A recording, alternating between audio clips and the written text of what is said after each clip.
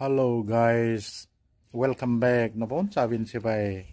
Tuni ko ay say kid yu hihile at content monetization muta ahin la earning umlo. Hitabang yung umte ihin. Hiya chu hitabang ho chu kha hile. Tua hi chi aniki check ngwen lang na.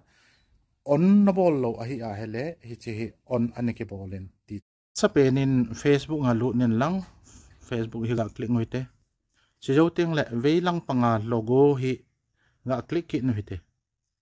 Si dấu tiếng lệ professional dashboard hi na click kit de. Si dấu tiếng lệ tol su le chun noi lang hi vele chun hi chen content monetization la hi na click de.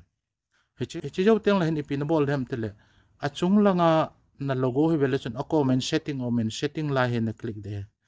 Hichi setting la hi click nga hele ti nong umtan veleu chun content monetization setting akitin hichilai hi na click de hichilai hi ga click hite hichilai hi ahi men chu tuhin veleu chun anoya hi allow ads to be shown on your public content kiti hin hichilai hi kiya hi on ki bol ahin nang ho chu on hi ham hi lo ham op ahi kha ahi le chu content monetization muyong le chun sum na mu lo de hin hiya hi chila hi on na bola na koi ting la chon na video ho a echu maintain cha ko na chu sum na mu pat ding hi ta je ito banga chu nang hon jong na na ki bol di hi tu chun ita banga on ball ding ham ti chu ibetavin hi chi video hi pha na sa hi le long se nen iloi pai ho koma share ana bol hi te na chan chen ta bye bye